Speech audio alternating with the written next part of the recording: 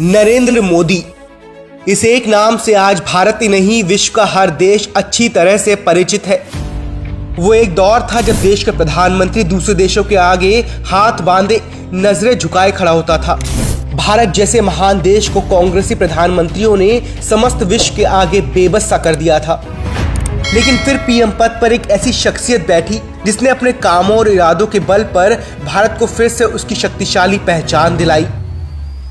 इन 7 सालों में मोदी जी ने ऐसा क्या किया जो आज तक स्वतंत्र भारत के इतिहास में कोई और नहीं कर पाया, देखते हैं। विश्व गुरु भारत।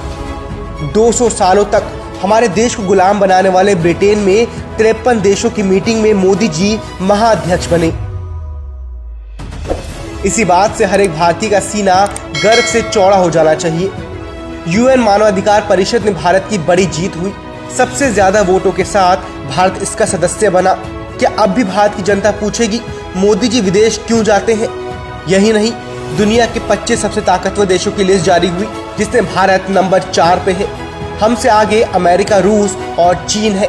ये है मोदी युग। चाय वाले का अर्थशास्त्र। भारत की आसमान छू रही जीडीपी को देखकर विरोधी भी दंग रह गए। भारत की जीडीपी 8.2, चीन की 6.7 और अमेरिका की 4.2 है।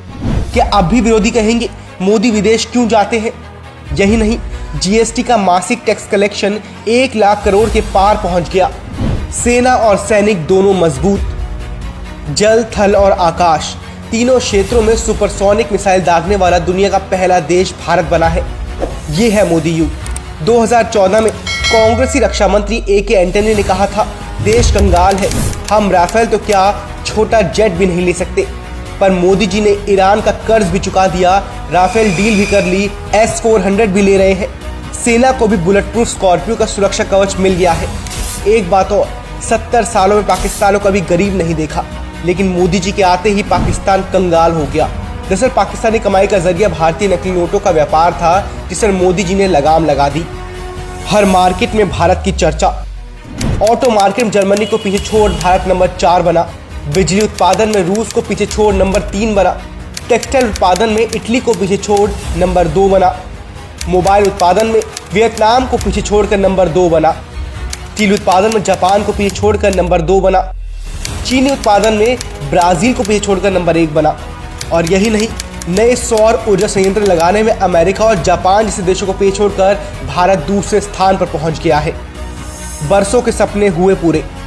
राम मंदिर, धारा 370 और ट्रिपल तलाक, ये वो 3 काम जिन पर मोदी सरकार ने वादे के मुताबिक काम किया, जिसका नतीजा आज 370 हटने से कश्मीर से आतंक का खात्मा हो रहा है। ट्रिपल तलाक खत्म होने से महिलाएं खुद को सुरक्षित महसूस कर रही हैं। और राम मंदिर विवाद खत्म हुआ तो दशकों बाद अयोध्या में रामलला की वापसी हुई। मोदी जी की बढ़ती हुई ख्याति से सारा विपक्ष बौखला गया है। इतना बौखला गया है कि सारे भ्रष्टाचारिता के महारथी एक होकर चक्रव्यूह की रचना कर रहे हैं, जिससे 2024 में मोदी जी को हराया जा सके। लेकिन उन भ्रष्टाचारी महारथियों को ये नहीं पता कि अर्जुन की तरह इस युग में भी पीएम मोदी को सिर्फ देश के विकास के रूप में एक लक्ष्य दिखता है, जिसकी पूर्ति के लिए वो निरंतर कार्य करते रहेंगे।